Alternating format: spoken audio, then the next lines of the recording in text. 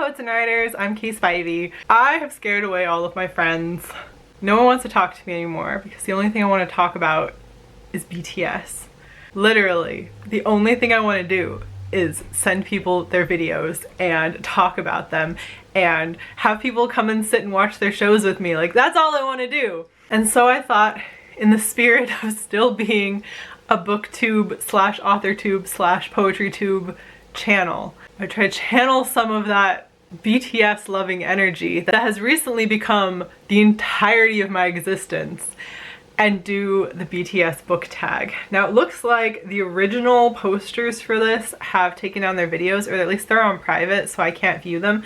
The person that I saw the tag through is Little Wolf, so I'm gonna link her video down below. And I think she combined two different people's tags, but I'm going to do the same questions that she did. I only really got into BTS like 2 months ago. I had kind of resisted for a long time. Like, I knew who Jimin was for the longest time because one of my coworkers was super into Jimin. So like, I recognized Jimin's face pretty much anywhere. Like, I knew who he was, I knew he was a member of a group, I didn't know anybody else. Another coworker made it her mission last year to make sure I could recognize them all and knew all of their names. So this is on that coworker. It's her fault to begin with. But so last year when Dynamite came out, she showed it to me and I was like, this is the best thing ever. It was so cute. Like, that was the moment where Jungkook comes out and he has the donut and he looks over at everybody and then like switches into song mode. I laughed so freaking hard at that one moment that I then sent the video to like everybody I knew. And that was not knowing who BTS was or like caring at the time at all. I just freaking loved Dynamite last year. It was so good. I continued to resist though, because I thought, since all of my coworkers were younger than me and they were all into BTS, I thought this was a group of teenage boys, and I was like, I'm a 30-year-old lady. I really need to like not be getting into boy bands anymore. I think right after Butter came out and I was like, Butter is also really cute. Such a cute song. I looked them up and I was like, hold up. You're telling me all of these boys are in their 20s? They were all born within the 90s? I'm not like 40 years older. They're not teenagers. That was the main thing. I was like, as a 30-year-old, you cannot be watching teenage boys do anything. That's just weird. It's just weird. But they're not teenagers. They're fully functioning adults. Okay, wait a second. And then I think the other video I had watched previously was Fake Love, the one where they were here for the was it the AMAs? And there's just a full frontal of abs. And I was like, okay, yes. For some reason, in June of this year, I just like caught the BTS bug. And then I couldn't stop. I started watching all of their videos, and I started watching Run BTS, their show. And honestly, ever since I quit my job, and even before that, I was just like siphoning off my serotonin from them. Like, I'm not producing my own. My serotonin is 100% BTS produced these days. Yeah, when people talk about like a group that can embody a lot of things, like they do so much. Like, they're phenomenal dancers. Like, straight up, that was one of the first things I thought about them. They're very funny and fun. The songs are beautiful. Like, the lyrics were stunning and a lot of the messages were stunning, and like, it was hard to not fall in love very, very quickly. And I did. And now no one wants to talk to me anymore because I just want everyone to love them also. But that's enough about the group. I'm gonna do the tag now. We're gonna talk about books. DNA. Name a book that started your love for reading. I have been reading literally as long as I can remember, and I cannot remember like the first book that I really started loving. Like, as soon as I realized that I could recognize the words on the page and read them, and that I could actually read, I enjoyed reading. But some early ones, I was trying to think of something like really early that I really enjoyed, and some series, and there was like The Babysitter's Club, but I think that was a little later. I think one of the earliest ones I was like really into was The Island of the Blue Dolphins by Scott Odell. I just remember, I think I read this in like 3rd grade and I just loved it. It was so beautiful. I know I read it several times, although I am sure I was enjoying reading long before I read that one too. Mic drop. A popular book that deserves the hype. Now, there are plenty. I chose 2. One is The Hunger Games. 100% deserved the hype. This book by itself is incredible. This is an amazing book. Like, this hit so many notes. Like, I don't know why I wasn't into it when everyone else was into it. It 100% lives up to the hype and like pushes the hype way out of the water. Like, it is so good. And the other one, The Poet X by Elizabeth Acevedo, like, I just cannot say enough about what a triumph of both poetry and literature this is. It's mind-blowing. This should be taught at schools. Like, this should be taught for high schoolers. This book is so good.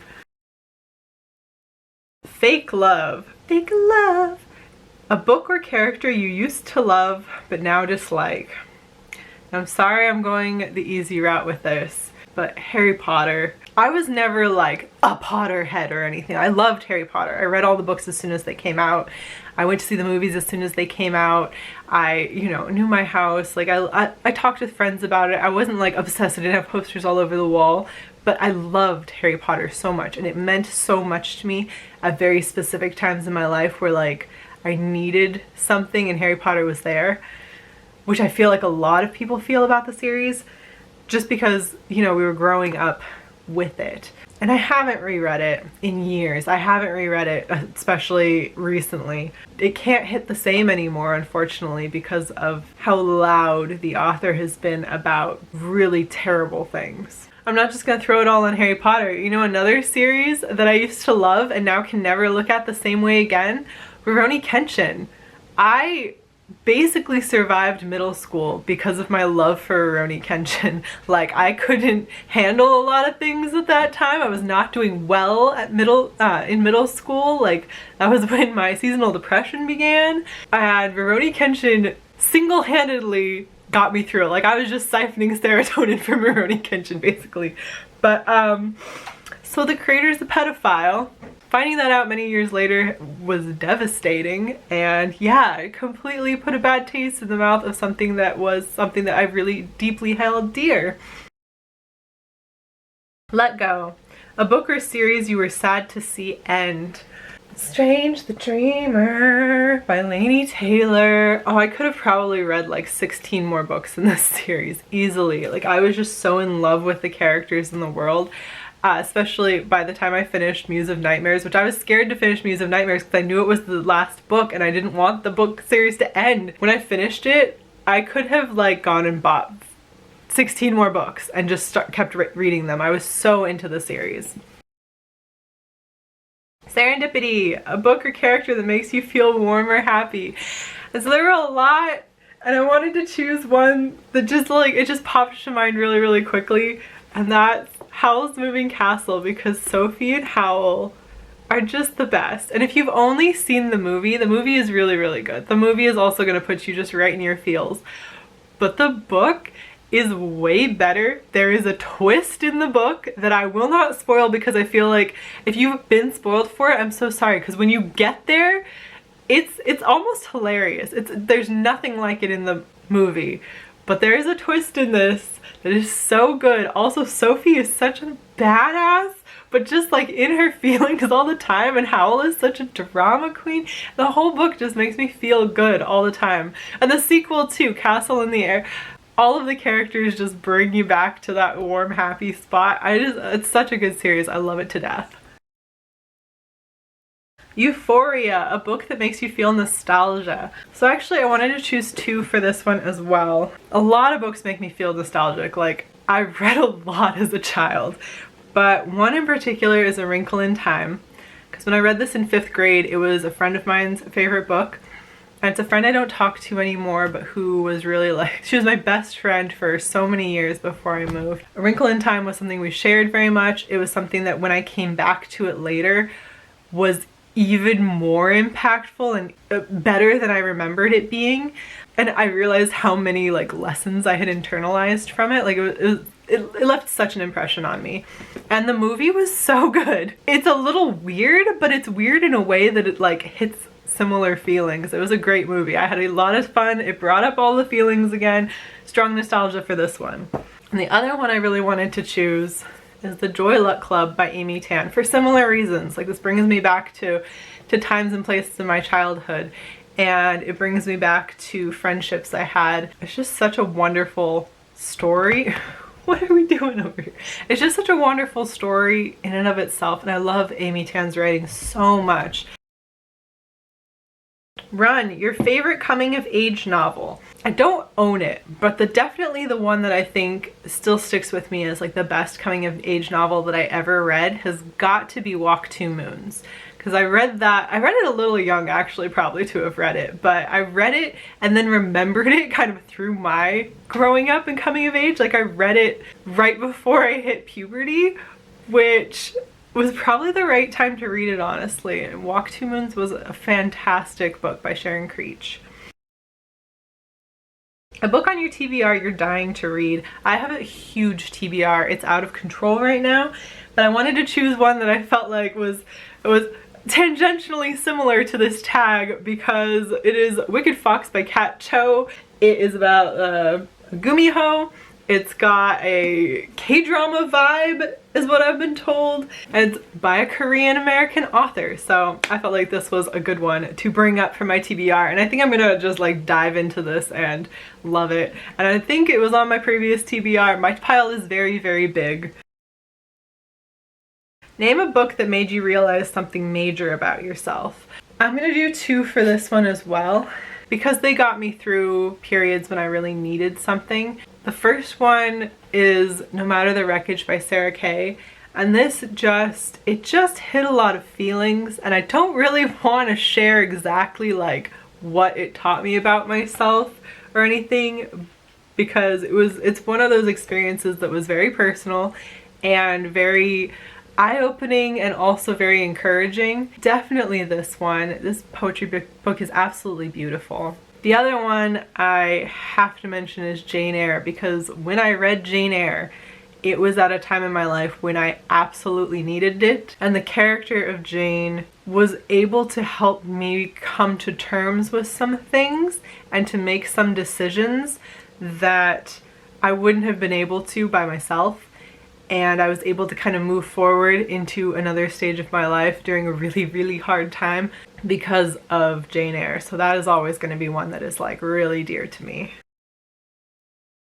21st Century Girl, what bookish tropes concerning women would you like to change to improve female representation in literature? Little Wolf actually like hit the same notes I did, but I know I've rambled about this a lot, especially when I was trying to get through Spinning Silver. But the one trope I hate the most is when a book will go out of its way to be like this female character, whether she's a main character or side character, anything. They're like, she has this very specific skill set. She's the best in this field. She's so strong. Like, she can lift this much weight. She can do this amazing thing. Da, da, da. And then when it comes time for that thing to be done, or for her to defend herself, if she was like really muscular, strong, or anything like that, for some reason she still has to be saved by a man. And you're like, you just set up this whole skill set, like you set her, she can do all of this. Why is this guy doing these things? Like, you just set her up as this expert to be like, oh, she's a strong female character, but you don't show it when it comes down to the crisis moment of showing it. Like, that's such bad writing, and it happens so much, and it drives me crazy. And they're always like, oh, societal norms and things, and like cultural pressure. It's like, I don't care anymore. Like, I don't care. If you're gonna set her up as being a badass, you need to just let her be a badass. Like, unless you have crippled her suddenly, and you can't just emotionally cripple her and be like, oh, this like super powerful woman can't defend herself from like her father because it's her father, and you're like, okay, but he's gonna kill her, so she can't catch his fist or something. Like, she can lift so much weight, like she can probably defend herself at least a little. That drives me crazy. I cannot stand it anymore. I'm just not gonna stand it anymore. I just can't handle it. Save me. What fictional character would you bring back to life? And this one, I was thinking for the very first question too, a book that started my love of reading, a series I loved as a child, like would go to the library, look for those books right away, was Animorphs. I was super into Animorphs for a long time, and the character I would bring back is Rachel, because even though the ending of Animorphs is perfect for the series, it is absolutely perfect for the series. Like, it needed to happen. Rachel had to die. Like, there's no escape from that. As a writer, like, literature, like in terms of the actual writing of the book, it is the perfect ending. However, it devastated the pants off me when I read it as a child. I was so angry and frustrated and confused, and I hated it. I was so mad. I hadn't finished reading all of the books because I'd been reading them sort of out of order as I could find them at the library, and I was so mad. I didn't pick the series back up. There are gaps in my Animorphs knowledge because I was just so devastated, because Rachel was like who I aspired to be. Like, she epitomizes a strong female character. She was everything I wanted to be, where it was like she was the warrior and she was strong and she was kind of a psycho, but she was like powerful in the like, I'm gonna make a decision. And I just felt like that was exactly who I wanted to be at that time. Like, I just honed in on Rachel so much, and she died, and if I could have brought her back or not have read that last book, I would. What a freaking good series though. But like, by the way, Rachel dies. Best of me, what story will always stick with you? I don't really read a book that I enjoy that won't stick with me for pretty much forever. Like, I remember the stories that I read, and most of them stick with me in a pretty impactful way. Like, everything that I have mentioned so far that I've read has stuck with me in a really strong way. Like, I do remember most of everything that I read because I read to enjoy what I'm reading. The book that I think gets even better on rereads, and I've reread it many times, and I've recommended it to other people, and like, it stays as strong as it's always stayed, is The Perilous Guard, which I don't know where my copy is. That book was so good, and it's really unknown. I don't think it was ever popular, but it was so good to read as a child, and there's like this whole element of fairies going on, and then reading it again as an adult, as someone who experiences panic attacks, I realized it includes the best description of panic attacks I have ever read in my entire life, and really helped me to kind of like categorize and reframe my mind on the panic attacks that I was having. Like, it's so good. The last question, Blood, Sweat, and Tears. Name a book you struggled to get through. I had to choose Kafka on the Shore by Haruki Murakami. If you've read any Murakami, you'll probably just agree with me on the spot. Like, Murakami is not an easy person to read. His books are very complicated. Luckily I was reading it in English. I have a friend trying to read 1Q84 in Japanese. Oh, that book is long. I'm not sure I'll ever get through that one. This book was incredible. It was amazing. It was life-changing, but it took so long. It's a difficult book, and it's one where you really have to stop and think. There's a lot. I mean, Kafka on the Shore, from the title, you can tell there's philosophical things going on, but just Haruki Murakami's style is one that you're not gonna be able to just skim through. You have to sit with it for a while, and so it took me a long time to read this. Another one that took me a long time to read, and by a long time I mean like 2 years, was The Hunchback of Notre Dame. And that's because it's an older writing style, but man, did that take me the longest time to get through. And then the payoff was none at all. The ending is awful. Everyone dies. Horrible deaths. It was so French. Thanks a lot, Victor Hugo. Okay, so that was the whole tag. I'm gonna go ahead and leave the link for Little Wolf's video down below, so definitely check it out and see which books she recommends as well. And if you are also a fan of BTS, please feel free to have been tagged by me for this tag.